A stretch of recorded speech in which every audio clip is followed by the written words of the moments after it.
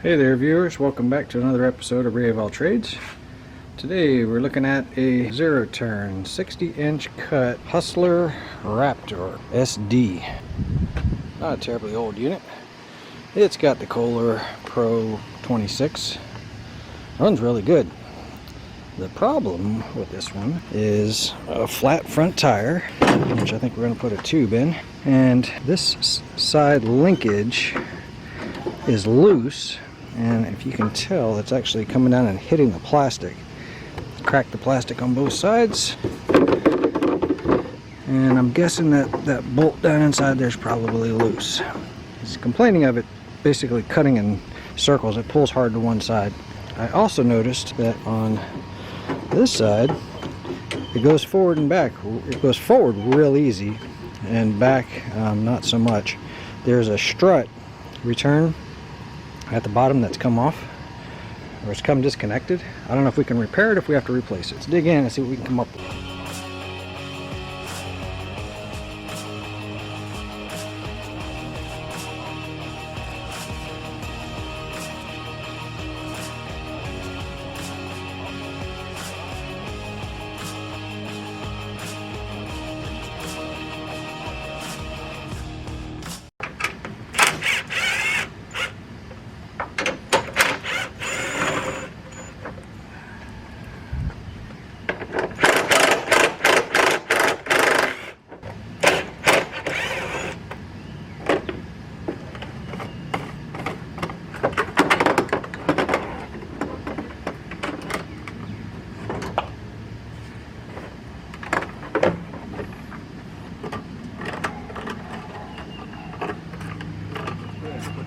In so we don't get any dust in there.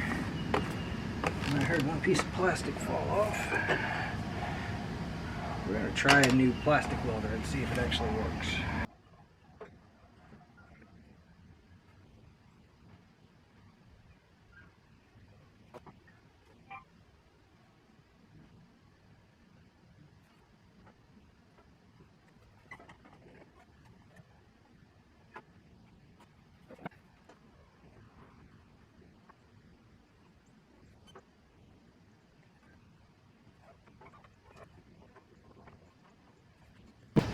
So the only thing I see is there seems to be excess play back and forth here.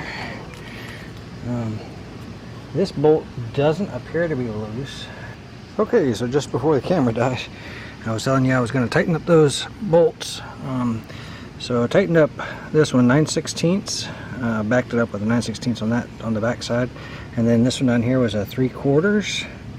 And outside here another 3/4. Tighten those up, and it got a lot of the play that's actually in here out. So now when you move the handle, it's actually moving the bracket completely.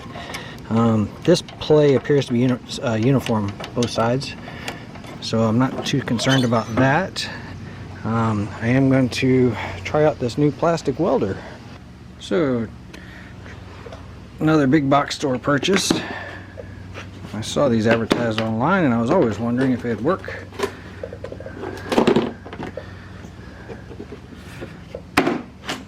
Apparently you take these wires and put them into this gun. It heats it up like a soldering iron. You push it into the plastic and it's supposed to bond it. Looks like it comes with angles, comes with wave staples, flat staples, and outside corner staples. Huh, okay. Now let's give it a try. Let's see if we can fix that plastic molding on the outside of that mower. So, let's give it a try. Well, it immediately turned red. Melts into the plastic. Whoop, plastic pretty easy. I guess I was supposed to hold it there until it finished cooling down.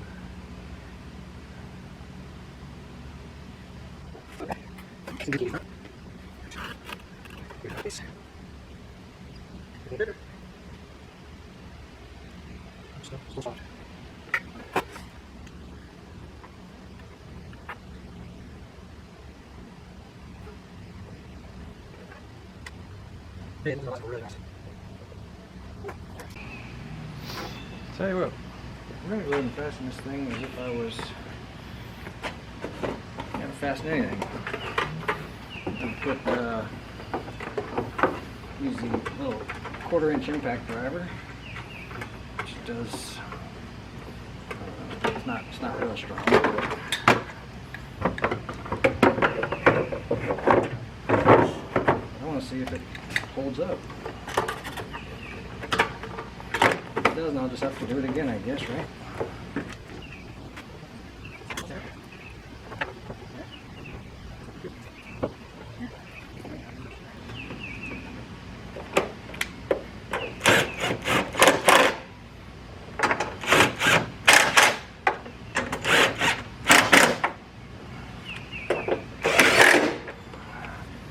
Tell you what, didn't break. And I think since I have a gap here now, I think that might have actually worked as well. So this one's got a bunch of broken plastic too.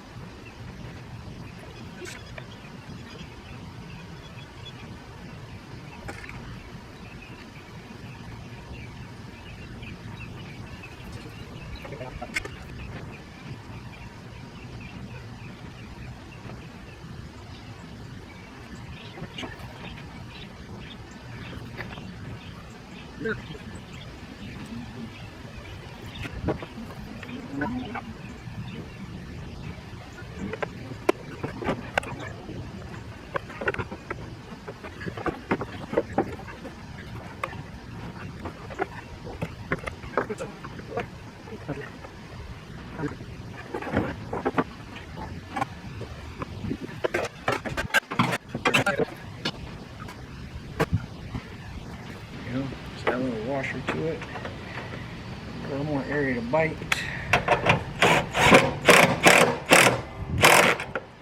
There we go. Solid. Okay. Alright, so this side over here flops around. This moves real easy. There is a strut down here, kind of like a gas shock. They have a metal clip on them, and if I can get that metal clip loose, it'll pop right off. Let's see. I've got the deck at the lowest position to give myself more access.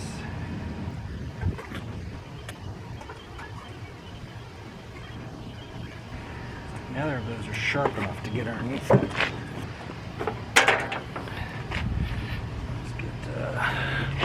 Dental pick.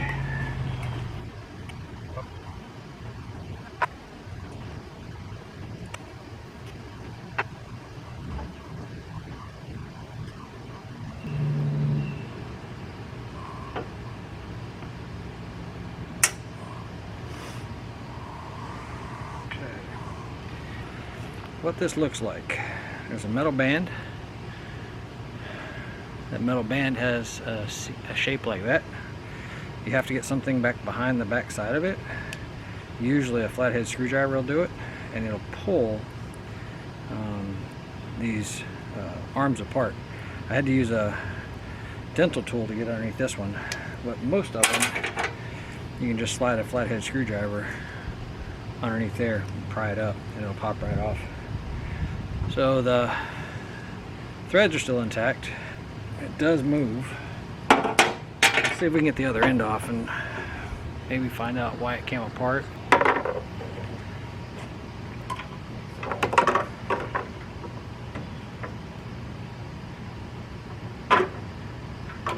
we go. Alright, where'd you go?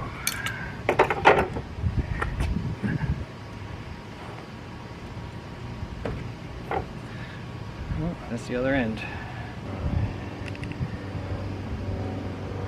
Just moving the tabs around. fit evenly. And then when it's together, it looks like that. Right. Let me find out why this came out. It looks like the plastic is stripped. If that's the case, we're just gonna drill a hole through it. Yeah, that plastic is just stripped. So what I'm gonna do is drill a hole right through it, right through the rod and everything. I'm gonna shove a pin through it, depending on what size drill bit I can get in there, and we'll pop this thing back on. Stand by. This doesn't feel like a drill press type of moment, so all I'm doing is putting it in the vise.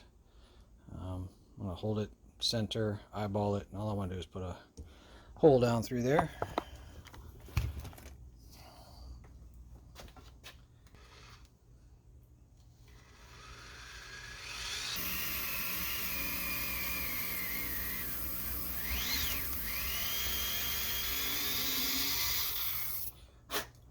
Got to love those Walter drill bits, except for the one that broke.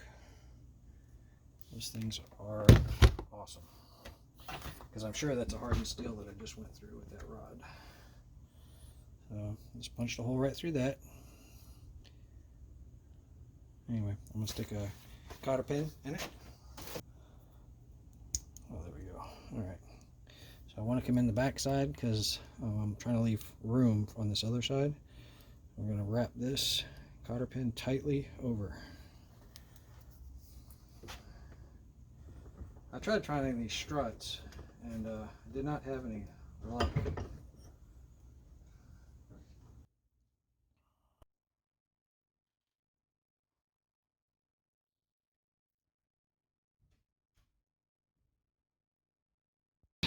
There's our repair. So the strut snapped on. You want to make sure that your metal tabs are centered back up on both. The strut, it should push on. It's got a round ball. As you're pushing, it should open these springs and then snap back in place. So,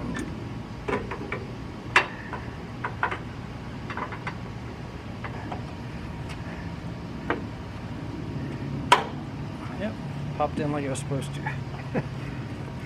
Back there was very, very difficult. Oh, that's much better. It actually feels like you have control. So the plastics are fixed, the handles are fixed. We still have to fix that tube and sharpen the blades. So we get the blades off. I'll grab a chunk of wood, and anytime you're trying to tighten it, just shove that block of wood against this part of the frame or something, you know, whatever you can get for that direction. And this one happens to be a 15/16 wrench to take it loose. So I'm just going to wedge it in there. I'm holding tension on that breaker bar right now.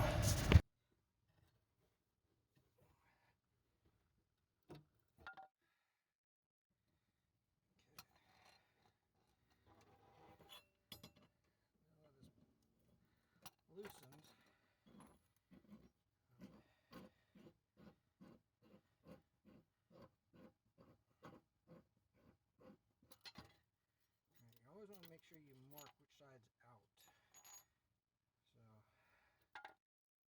So this one's got a large rust area that was attached, that was on that washer. The other thing you can do is only take off one blade at a time, and just remember that the which side the cutter's facing.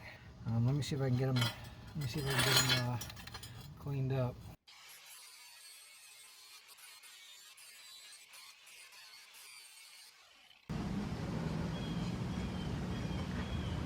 We're going to try to get another season out of these things. They're definitely getting the end of their life though.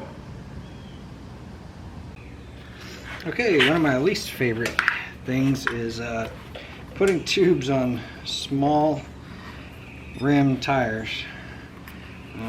This one needs it. The tire itself is extremely rigid.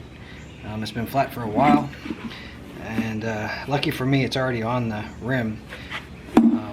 But I'm gonna have to stuff that tube down inside this void and get this valve stem up through here.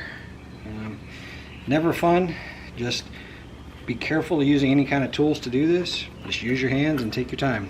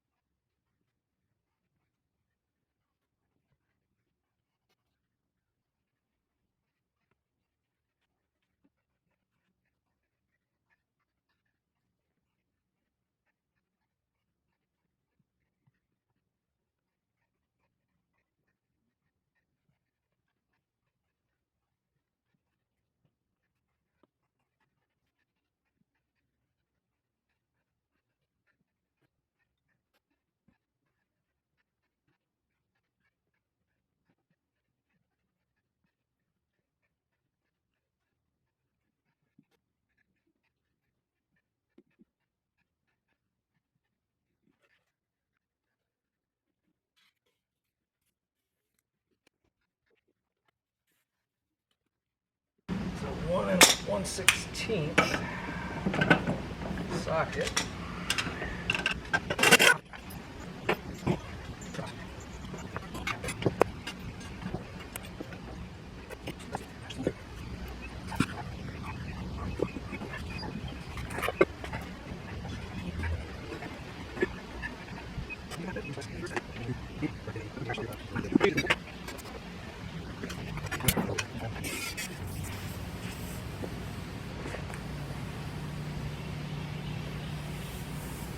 Yep, she's got a tear right there. So now my curiosity is piqued. The original one didn't have a tube. It was missing a valve stem. Think about putting a valve stem in, maybe using the bead blaster and see if it actually seats. It's worth a shot. So I just put a little bit of lubricant on there, make it slide up through here easier. So push it up as far as you can get it. A pair of diagonal cutters, you're not squeezing too hard. All you're trying to do is grab it at the base and then just leverage yourself up until it pops in just like that. So valve stems are super easy to put in. Well, when the tire's out of the way up, of course that is.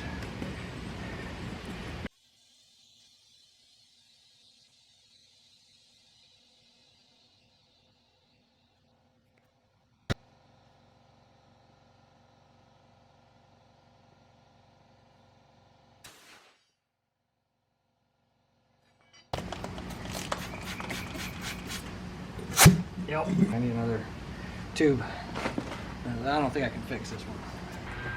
So if anybody's keeping track of this comedy of errors, I ended up needing to get a whole new tire because the bead was broken, and I was able to figure it out because as you saw after the bead blaster, the bead basically wouldn't hold. It wasn't because it was low on air, it was just because that bead is falling out. So what wasn't on camera, I was able to throw a tube in it and just find that magical spot where I could use it while I waited on this tire to arrive. Anyway, I'm gonna get this tire off, get it swapped out, put the tube in.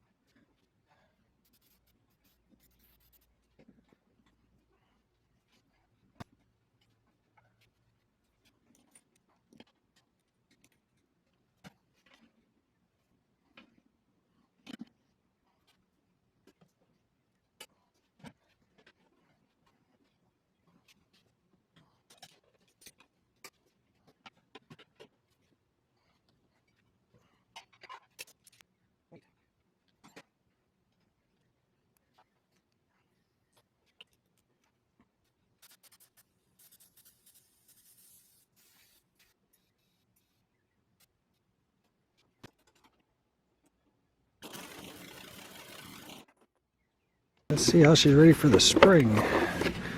Oh, that's pretty bad. Filter's looking pretty bad. The pre-filter and the filter. Sounded like it was running pretty decent.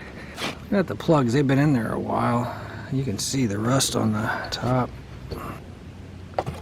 So the fuel filter's pretty old. Discolored anyway. Fuel lines are still flexible. oil filters are really hard to tell if you don't have an hour marking on them.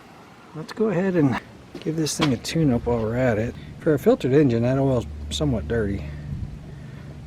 Generally, the filtered oil tends to run a lot cleaner. Let's get the oil changed on it. Here's my oil drain right down here, and oil filter. I'm guessing I have to take a hose and attach it to the end here, or else I'm going to have oil running all over the place.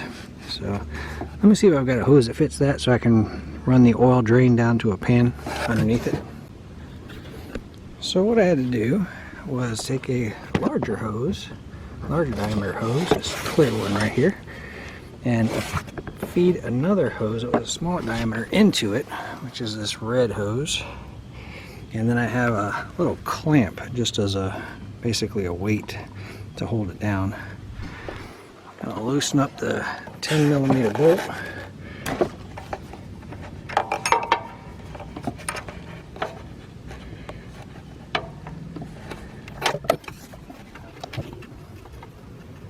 Turn it about 3 or 4 turns out, something like that. Pull up the dipstick tube just to allow air in, because it makes oil come out a little bit quicker. And there she goes, finally draining some. That's going to be a long time. So let's go ahead and get the spark plugs and the fuel filter while we're waiting on this oil. Original plugs are 5/8.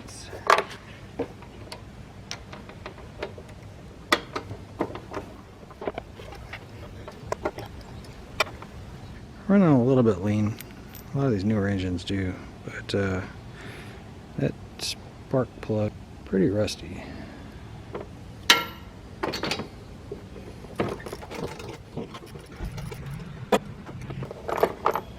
And let's check the gap on these new plugs. Right at 30 thousandths. And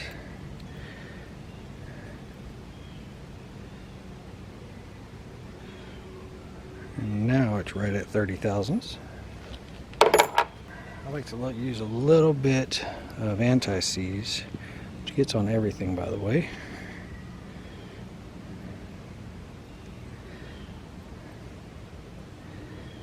Just a little bit on the threads. It'll find its way to the rest of them.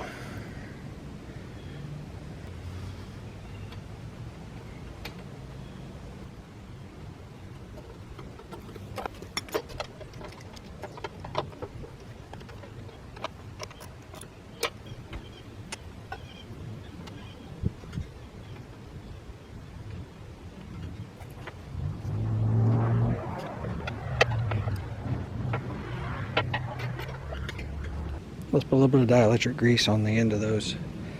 Help with some of that rust we saw.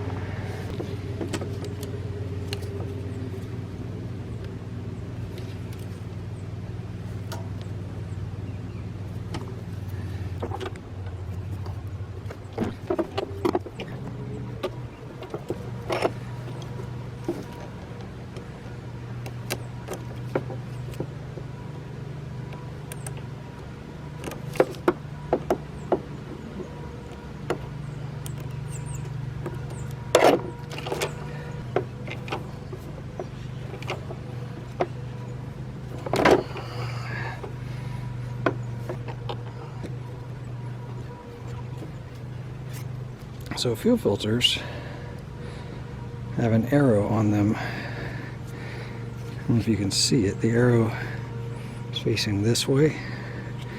So if you think about it, the fuel is coming from the tank this way out to the carburetor on this side. So carburetor side over here, all the way down until it bottoms out.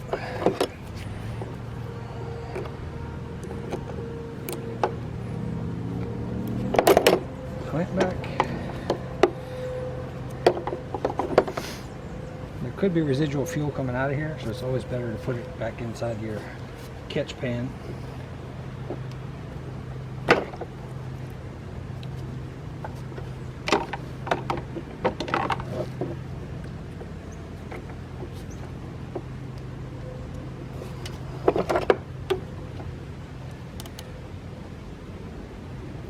Slide your clamps back up.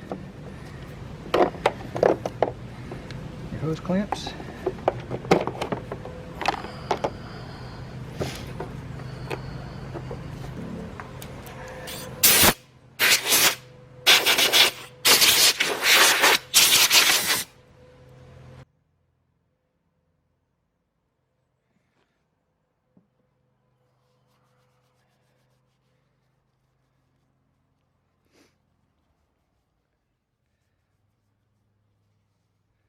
Lubricate the new pre-filter, which is designed to catch dust and dirt before it gets to the main air filter. It's also designed to be able to be removed and cleaned.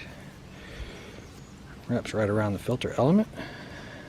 It should fit snugly on top of your clear housing.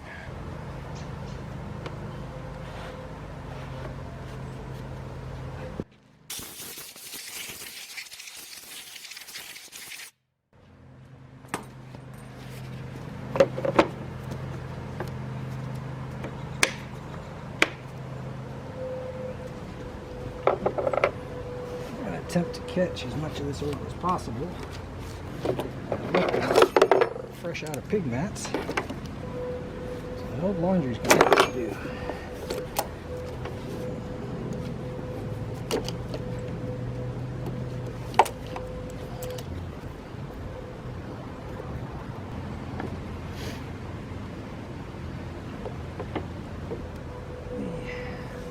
The oil gasket stuck to it. Always make sure you look for that oil gasket. Let's clean up the surface. My silver pin is missing, so I put a piece of tape on there with the hours written on it, so you know you did it last. Lubricate the O-ring before you put it on.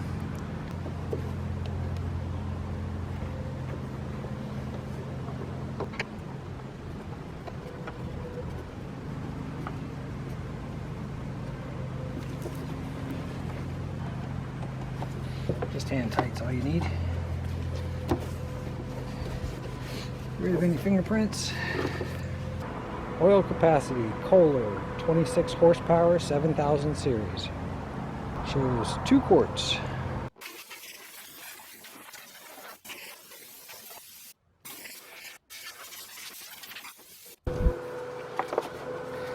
Alright, so we're going to tighten this valve back up.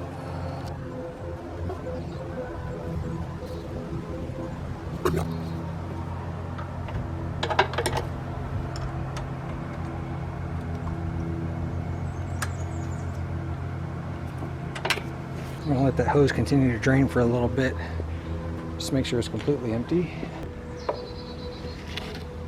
2 quarts of oil drained into here.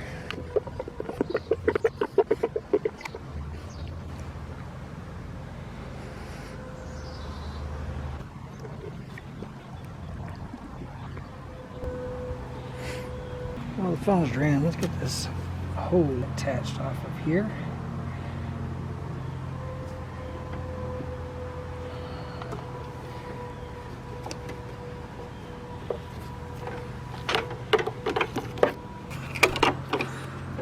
Lipstick back in, refasten the fuel line, start it up, let it fill up the oil filter, and let it run for about 20 seconds or so. Shut it off and we'll check the oil.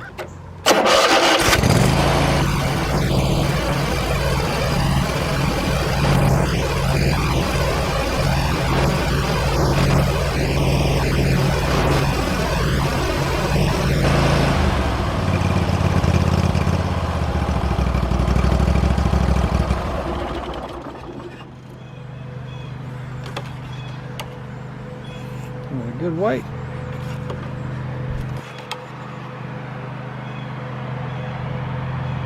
And I'm right at the full mark. 2 quarts of oil. Perfect. Don't forget my wrench. Make sure there's no fresh oil leaks. Get rid of any droplets of oil, as well just attract dirt. And you're good to go. I've already checked the air pressure in the tires. They're set, 18 pounds each. We sharpened the blades, we changed the oils, we changed the spark plugs, cleaned and changed the air filter. Went through, cleaned out any kind of grass, loose grass, debris, things like that. Before I send it on its way, I'm going to give it a quick power wash just to get everything cleaned off of it. But that's pretty much it. I didn't find any grease fittings on this mower yet. Once I get the covers off to power wash it, I'll check the spindles and make sure that they don't have grease fittings I'm missing.